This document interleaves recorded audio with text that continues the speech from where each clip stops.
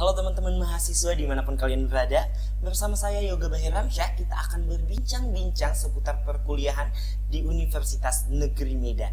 Nah teman-teman mahasiswa, ketika berbicara tentang perkuliahan, maka topik yang satu ini tidak ada habis-habisnya untuk dibahas. Semua aspek bisa kita bahas, baik itu kegiatan organisasi, perlombaan, sampai dengan perkuliahan dalam kelas, melalui drama-drama mahasiswa dan dosen, apalagi mahasiswa-mahasiswa semester akhir nih ya teman-teman semuanya, sampai dengan berbincang tentang mimpi dan harapan teman-teman mahasiswa.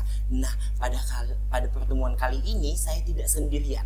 Kita akan ditemani oleh dua teman mahasiswa yang akan bercerita tentang bagaimana mereka bisa mencapai mimpi dan juga harapan mereka untuk mencicipi perkuliahan di luar negeri melalui program dari IISMA MBKM Kemendikbud nih teman-teman. Nah, bersama saya sudah ada Melanie dan juga Kevin. Bisa sapa ke kamera teman-teman? Halo semua. Oke, baik. Nah, tapi sebelum kita lanjut untuk berbincang-bincang tentang IISMA nih ya teman-teman, apalagi teman-teman yang sedang mencari info beasiswa, juga pastinya pertukaran ke luar negeri nih.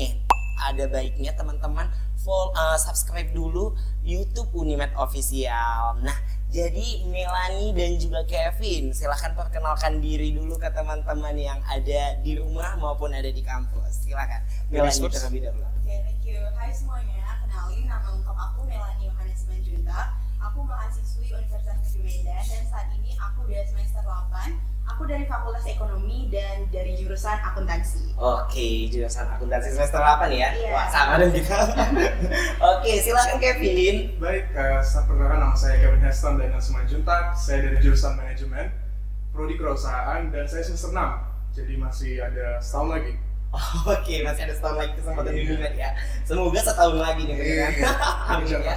Oke, nah jadi teman-teman, mereka berdua ini merupakan merupakan mahasiswa yang beruntung yang bisa mencoba program IISMA melalui Merdeka Belajar Kampus Merdeka Kemendikbud RI nih teman-teman. Nah, jadi kedua teman-teman kita ini dari Fakultas Ekonomi ya. Iya. Wah, sebelumnya udah saling kenal nih atau enggak? Belum sih. Belum ya. Oke, beda semester dan juga beda ini ya, beda jurusan sebenarnya ya. Nah, jadi teman-teman dari fakultas lain jangan mau kalah dong dengan teman-teman kita ini ya. Oke, nah jadi teman-teman di rumah maupun di kampus atau di kos-kosan kali ya, pasti penasaran sebenarnya dengan apa sih itu IISMA nih teman-teman ya. Tapi sebelum itu teman-teman, nah Melanie ini merupakan alumni IISMA angkatan Kedua, 2022. 2022 dan Kevin sebentar lagi akan berangkat ya. Oke. Nah, jadi sebenarnya IISMA itu apa sih teman-teman sekalian? Oke, jadi IISMA itu secara singkat itu adalah singkatan dari Indonesian International Student Mobility Award. Oke, jadi itu secara sederhananya itu adalah pertukaran mahasiswa Indonesia ke luar negeri. Jadi nanti kita akan dikirim untuk belajar ke berbagai negara di luar negeri selama 1 semester dan itu adalah salah satu program dari Kemendikbud RI. Oke. Nah, jadi IISMA itu sendiri seperti beasiswa juga ya? Benar. Nah, berarti selama 1 semester kita akan di backup nih di luar negeri begitu? Iya, benar. Nah, jadi kabarnya itu sendiri bahwasanya IISMA itu memberikan kita kesempatan untuk mencicipi pendidikan di luar negeri, tepatnya di universitas-universitas tersohor di dunia ya? Iya, benar. Nah, kalau Melanie sendiri di mana tuh waktu itu? Kalau aku di 2022 berkesempatan ke negara Amerika Serikat. Amerika Serikat. Iya, dan itu di universitas namanya Michigan State University. Oh, Michigan State University. Aku pernah dengar sih. Pasti penonton-penonton di rumah juga pernah mendengar ya, MSU ya singkatannya. Iya, Oke. Nah, jadi selama di sana itu semuanya dibiayai oleh pemerintah gitu, Kemendikbud. Jangankan selama di sana, dari Indonesia berangkat ke sana pun itu udah dibiayai oleh Kemendikbud sendiri sih. Mulai dari mengurus visa dan lain sebagainya. Iya, benar sekali. Oh, begitu juga dengan Kevin atau ada keuntungan tambahan nih di luar dari program Kak Melanie di tahun 2022? Kalau dari yang mereka bilang informasinya, Iya. visa di reimburse, plane ticket untuk kesananya juga. Oh. Jadi untuk dari persiapan dari sini mereka yang menyiapkan. Oh begitu, mulai dari asrama dong, tinggal di asrama dong. Iya. Nah kalau Kevin sendiri di mana nih? Kalau di sana, Iya. kan kalau Zagreb itu di Kroasia, mereka memberi 3 pilihan. Oh. Ada yang paling murah, menengah, dan paling mahal. Oh begitu. Iya. Jadi dia ada yang paling murah itu 66 euro, ada yang 90 euro, dan ada 106 euro. Berarti kalau kamu sendiri ke Eropa dan kamu ke Amerika nih teman-teman. Wah, hebat sekali nih. Teman-teman kita dari Universitas Negeri Medan ya sudah merasakan keuntungan dari program MBKM ya, pergi ke luar negeri nih teman-teman. Nah, semoga teman-teman yang di rumah atau dimanapun kalian berada bisa bernasib sama seperti Melanie dan juga Kevin. Nah, jadi sebenarnya ya kalau aku lihat-lihat ya, ISMA itu sebenarnya kan banyak sekali sebenarnya pro dan kontra. Ada yang bilang kalau misalnya kita mengikuti program ISMA itu kuliahnya akan terhambat lah, ada permasalahan konversi nilai juga lah, begitu kan. Nah, dan juga kan orang-orang pasti ke-trigger nih dengan bantuan dana nih. Aduh, nanti takutnya telat nih di sana, luar negeri loh, gitu kan. Yang biayanya itu lebih gede daripada di Indonesia gitu. Nah, jadi sebenarnya melalui banyaknya pro dan kontra itu, kenapa kalian bisa tertarik dan bertekad nih untuk ke ISMA, untuk keluar negeri melalui program ISMA gitu. Nah, tadi kan udah ngelain duluan ini Kevin nih dulu nih yang bentar agak akan berangkat ke Kroasia nih teman-teman. Mungkin kalau dari diri sendiri ya once in a lifetime ya pastinya kan. Pasti ada juga dalam negeri PNM, tapi kan prospek ke luar negeri di mana gak semua merasakan. Walaupun tidak populer pilihannya, banyak orang lebih milih di dalam kan. Menurut saya itu sesuatu yang exciting pastinya.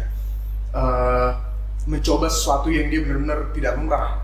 Jadi ya mungkin itu aspek once in a lifetime ya yang harus diambil. Begitu ya. Jadi di situ kamu memang benar-benar pengen keluar negeri nih, atau jangan-jangan sebelumnya punya tujuan pengen kuliah S1 di luar negeri emang sebelumnya? Sedikit sih, tapi ya sadar diri juga biaya kan. Oh, begitu. Gila sih. Berarti waktu ikut program ISMA ini sebenarnya kamu nggak masalah di benua manapun atau gimana? Atau emang pengen ke Eropa nih gitu? Kalau masalah pilihan negaranya itu ya dia nomor satu pasti English speaking lah pastinya. Karena kan walaupun kalau misalnya dimanapun akses mereka bisa respon sama kita kan itu yang paling penting. Iya, benar, walaupun kita bisa berbicara bahasa daerah mereka. Benar. Kalau Melanie sendiri gimana? Kalau aku sendiri mirip-mirip ya sama Kevin. Jadi di situ adalah kayak now or never gitu. Jangan-jangan ini adalah satu-satunya kesempatan untuk bisa studi gitu ya, bukan jalan-jalan nih, tapi studi di luar negeri. Nah, jadi ketika ISMA buka, nah di tahun aku itu kan masih batch kedua, artinya masih umurnya masih baru gitu ya. Tapi udah terbuka nih kesempatan. Jadi aku pikir ya udahlah sekarang atau ya nggak pernah lagi mungkin, karena untuk prospek kedepannya aku belum melihat diri aku untuk S2 ke luar negeri gitu. Jadi karena aku merasa habis S1 aku sepertinya mau kerja dulu gitu. Jadi mumpung masih di S1-nya nih, jadi ya aku ambil dong kesempatan tersebut melalui ISMA. Iya, karena emang sebagai mahasiswa ini ya bukan lagi tentang pintar atau tidaknya sepertinya, tapi mau atau tidak gitu ya teman-teman kan, berani atau tidak gitu sih sebenarnya. Baik itu program ISMA, bahkan program MBKM lainnya pun seperti itu ya teman-teman ya. Nah, jadi kan untuk ketertarikan kalian itu sebenarnya lebih ke studinya ya daripada healingnya gitu. Healing bonus ya, bonus. Oh gitu. Sepaket dia sini. Iya, kalau misalnya niatnya baik, pasti hasilnya jadi baik juga ya. Nah, jadi sebelum kita bercerita tentang pengalaman kalian di luar negeri ya, tapi sebenarnya Melanie ya, kamu belum ya. Nah, berbicara pengalaman di luar negeri, nah teman-teman di rumah kan pasti penasaran sekali dengan bagaimana sih sebenarnya tes ISMA ini, apakah sulit atau tidak? Karena seperti yang aku bilang tadi, kebanyakan mahasiswa atau dari kita pun itu percaya berita-berita hoax yang belum tentu kebenarannya begitu. Nah, jadi sebenarnya pendaftaran ISMA itu gimana sih? Melanie dulu nih.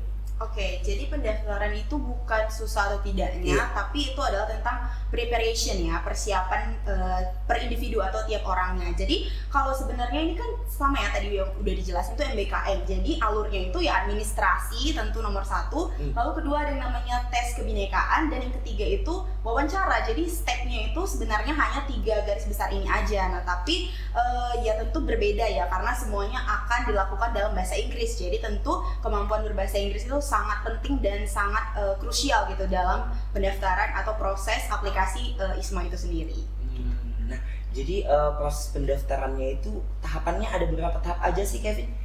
Mungkin tadi seperti Melanie bilang ada 3 garis, tapi mungkin lebih ke pengalamannya mungkin ya. ada dia untuk approval dari Kaprodi, ada approval dari kantor urusan internasional, dan juga ngurus namanya SKCK. Itu untuk pengurusan untuk ISMA-nya. Itu yang bagian pertama. Lalu kedua, untuk tes kebinekaan itu pastinya dia computer based test. Jadi dia lewat laptop atau komputer. Ada aplikasi yang mereka harus download, mereka suruh harus download. Dan untuk interviewnya dia nanti sebenarnya itu menurut saya dari analisanya mereka lebih mencari orang yang dia tidak bisa, bukan tidak bisa tapi lebih jarang homesick atau rindu rumah gitu.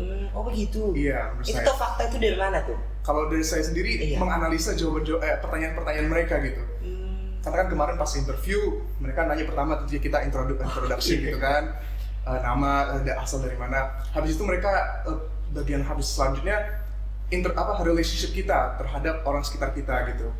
Mereka ingin mengeker bagaimana kita.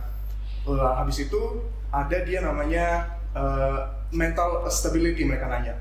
Apakah kita pernah ke guru BK untuk konsul secara mental atau apa gitu.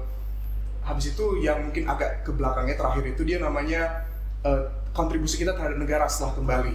Nah, itu nanti ditanya-tanya apa rencana kalian. Di sana dan di sini juga. Di sana kan ada tujuan selain belajar ada tujuan lain. Di sana. Kegiatan lain selain belajar ya. Itu dia untuk mendorong atau menyebarluaskan budaya kita. Iya, itu sebenarnya tujuan utama dari program MBKM ini, baik di ISMA, PMM juga ya kan. Nah, jadi setelah itu kan baru mereka tanya akhirnya itu dalam skala 1 sampai 10 seberapa happy atau seberapa stabil kalian secara mental? Tanya itu. Yang saya ingat dari pertanyaan mereka. Itu melalui interview tuh? Iya, dalam bahasa Inggris. Jadi Melanie sendiri setuju dengan pendapat Kevin kalau mereka lihat kita tuh mudah homesick atau enggak? Setuju atau enggak? Iya, tentu dari pertanyaan-pertanyaannya ya itu terefleksi sekali. Mereka mau cari yang bisa independen, bisa memang bertahan hidup di sana, nggak mudah gitu, gampang-gampang kangen rumah gitu. Karena kan mau nggak mau 1 semester gitu loh, 4 sampai 5 bulan di luar negeri gitu, terpisah dari keluarga. Jadi ya pasti benar valid banget apa yang disampaikan Kevin. Mereka mau tahu gimana cara kita bertahan tanpa keluarga mungkin di sana ya, karena apalagi di sana kan tidak ada sanak saudara ya teman-teman ya. Nah jadi kalau kalian sendiri kan tadi kita udah berbincang-bincang nih, kalian asli Medan. Nah SMA-nya juga di Medan, pasti kan jarang merantau ya. Nah jadi gimana tuh, kan cukup tricky nih menjawab interviewnya mereka ya. Gimana kalau Melanie sendiri? Sebagai yang benar tidak pernah merantau sebelumnya, tapi ada dorongan dalam diri yang memang ini ekstra nih aku percaya juga sama kemampuan diri bahwasannya aku bisa bertahan gitu ya, walaupun mungkin memang belum ada experience langsungnya sebelumnya, tapi kita harus bisa meyakinkan si interviewer kita ini bahwasannya ya kita bisa gitu, karena banyak kandidat lain juga yang aku percaya belum pernah juga merantau atau merasakan hidup dan tinggal di luar negeri gitu. Nah itulah dia bagaimana cara kita convince the interviewer gitu sih. Iya benar sih, karena satu lagi juga sebagai mahasiswa ini kepercayaan diri itu penting. Kita harus yakin nih kita sanggup, kita bisa gitu ya, dan juga pastinya harus butuh persiapan dong teman-teman, jangan asal percaya diri aja ya kan. Nah jadi kan kalau misalnya kita mengikuti program pertukaran nih ke luar negeri, pasti kan ada IPT kan. Nah kalau kalian sendiri, kalau aku tuh baca-baca artikel katanya kalau misalnya beda benua, beda-beda IPT-nya gitu ya, benar gak itu? Sebenarnya bukan benua aja, tapi bahkan sampai universitas luar negerinya mereka yang request saya mau minimum skornya di sini gitu. Ada yang lebih rendah, ada yang lebih tinggi gitu. Jadi bukan benua aja, tapi bahkan per tiap universitasnya. Itu kan melalui IELTS, TOEFL dan juga Duolingo kan? Iya benar. Nah itu kita bebas pilih atau gimana? Oke, mungkin Kevin. Iya, itu yang jadi kebingungan teman-teman. Bahkan sampai ada beberapa universitas menolak sebenarnya. Ada yang menolak Duolingo. Oh begitu? Ada yang hanya harus IELTS, itu dia 7.0 bands ke atas gitu, dan TOEFL. Jadi apalagi pas kemarin saya memilih kan saya pantengin juga itu syaratnya apa untuk English proficiency-nya. Jadi saya pilih itu yang ada Duolingo-nya. Oh begitu, berarti ada beberapa universitas yang benar-benar harus IELTS ya? Iya. Nah jadi kalau misalnya kita mau tes IELTS, itu kita sendiri juga yang biayain, nggak dari ISMA-nya kan? Iya, nggak ada ya. Dari sendiri ya. Begitu. Kalau kamu sendiri gimana? Kalau aku di tahun itu juga sama pertimbangannya, lihat dulu aku mau ambil tes mana nanti dan universitas mana yang menerima hasil tes tersebut. Nah, jadi kalau aku sendiri itu ngambil namanya Duolingo English Test, dan Michigan State University itu menerima Duolingo. Iya. Karena aku lihat juga di artikel-artikel di internet itu emang banyak yang pakai Duolingo karena kan lebih praktis juga ya daripada IELTS ya kan. Nah, jadi kemudian nih kan kalau bercerita tentang program nih, pasti kan kita juga pertimbangkan, semuanya kita pertimbangkan, mulai dari keinginan kita secara subjektif sampai dengan keuntungan apa sih yang kita dapatkan dalam program IISMA ini. Nah, jadi aku ingin bertanya dulu kan ke Melanie nih sebagai alumni IISMA. Nah, jadi benefit apa yang kamu terima selama menjadi award di IISMA? Selama berapa bulan kamu di Michigan? 4 bulan. 4 bulan ya? Oh, apa tuh benefit yang kamu terima? Materi dulu nih, karena pasti rekan-rekan mahasiswa kan, aduh bantuan biaya hidupnya berapa nih ya di sana, UKT di backup nggak ya gitu, biaya pesawat dan lain sebagainya, visa itu gimana ya gitu, pasti itu kan yang pertama jadi pertanyaan teman-teman mahasiswa yang ada di rumah. Nah, coba. Oke, jadi aku di tahun 2022 itu ambil yang regular atau fully funded. Nah, jadi itu semua di cover. Jadi nggak usah takut terlambat misalnya atau tidak dibiayai sama sekali. Jadi ini juga untuk catatan tambahan bahwasanya ISMA ini kan juga pembiayaannya oleh LPDP ya. Jadi dari segi nominal apa saja yang diberikan itu semua sama seperti LPDP yang S2 S3 ke luar negeri gitu. Nah, jadi itu sama semua. Jadi dari nominalnya kalau teman-teman mungkin kepo itu bisa langsung cek di websitenya LPDP, karena beda negara kan beda tentunya biaya hidup dan sebagainya, jadi itu disesuaikan dan itu tidak akan kurang sih selama aku dapat. Nah, kalau keuntungan lainnya yang udah aku rasain itu dan pasti terbesar itu namanya international exposure ya. Jadi baik secara akademik dan juga non akademik. Jadi aku bisa tahu, oh ternyata secara akademis itu kenapa mereka lebih unggul, ternyata dari segi dosennya, kompetensi dosennya, dan dari mana classroom itu bisa engage kita sesama mahasiswa, kita sesama dosen, kita dan materi di kelas. Nah, itu tentu masih sangat berbeda dengan yang aku rasakan di Unimed saat ini. Nah, dari segi non akademik juga gimana kita bersosialisasi sama orang-orang lain ya kan. Gimana, oh ternyata orang Amerika itu sangat straightforward gitu ya kan. Kayak whenever kayak ketemu orang, oh my god, I love your outfit gitu. Aku suka outfit kamu. Itu tuh yang aku suka juga dari orang luar negeri itu. Tidak ada budaya kita di Medan gitu kan. Bagaimana di sana ada klub ya. Di sini juga ada organisasi mahasiswa, tapi ternyata ada juga perbedaannya dari segi itu non akademiknya itu tadi. Nah, jadi kalau keuntungan terbesarnya menurut aku itu adalah di international exposure-nya itu gimana kita jadi living witness baik dari segi akademik dan juga non akademik yang juga nantinya bisa aku bawa balik ke Indonesia.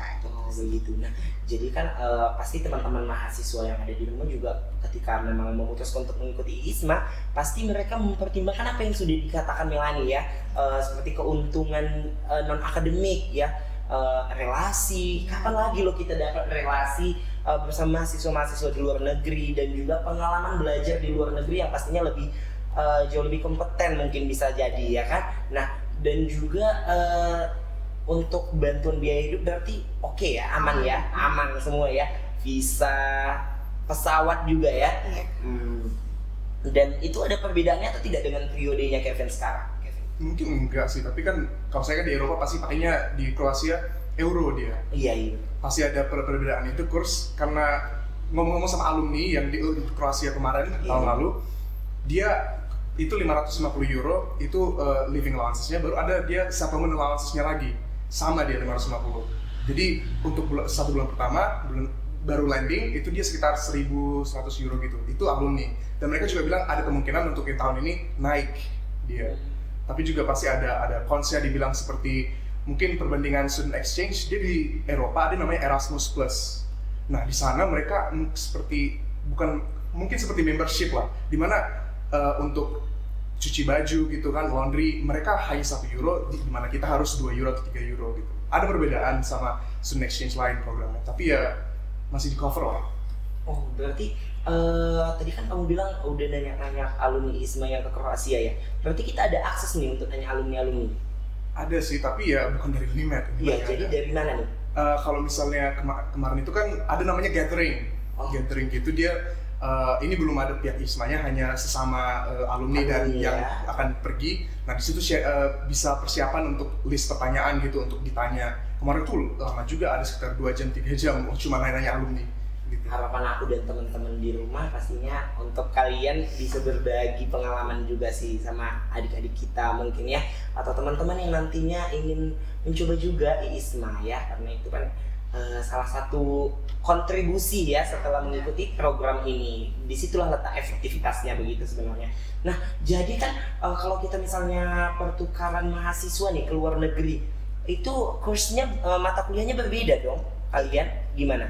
Kalau Mbak Ani aku sendiri, itu memang karena salah satu, aku langsung gini, aku selalu refleksi sama program yang akan aku ikuti. Jadi mereka kan punya objektif atau mereka punya tujuan, goals gitu kan. Nah, jadi salah satunya itu adalah interdisciplinary namanya. Jadi aku berkesempatan untuk ambil mata kuliah yang di luar jurusan aku saat ini di Unimed. Nah, jadi aku sendiri juga ambil tentunya 4 mata kuliah di luar negeri itu yang beda dari yang di Unimed saat ini. Salah satunya mata kuliah seperti apa aja tuh? Yang aku ambil yang paling menarik dan yang paling berbeda ya, itu namanya Introduction to Cultural Anthropology. Jadi kita belajar antropologi yang bahkan secara penamaan aja aku tuh belum pernah dengar sebenarnya antropologi. Nah, tapi aku baca-baca belum nih awalnya. Akhirnya aku baca-baca dong gitu. Oh, ternyata ini tentang mempelajari tentang manusia gitu dan budaya. Nah, itulah kenapa aku ambil itu salah satunya, karena menurut aku cukup menarik perhatian aku pada saat itu. Iya. Nah, jadi belajar antropologi itu antropologi di Michigan atau global?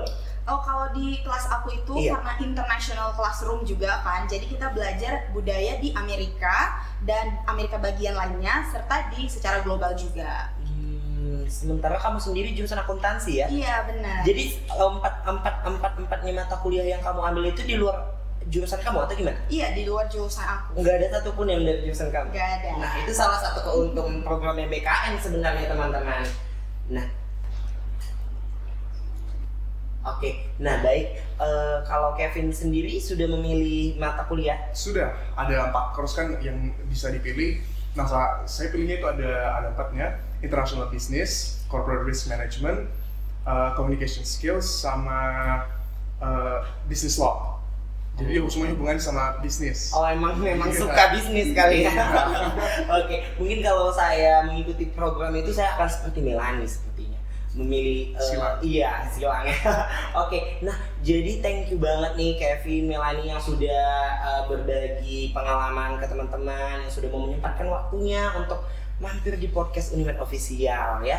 Nah, dan juga pastinya untuk teman-teman yang ada di rumah harus semangat untuk menggapai impiannya, apalagi mencicipi bagaimana sih sebenarnya pendidikan di luar negeri ya. Sebelum kita lanjut S2, bisalah mencoba pertukaran mahasiswa melalui program IISMA dari Kemendikbud RI. Nah, mungkin itu saja.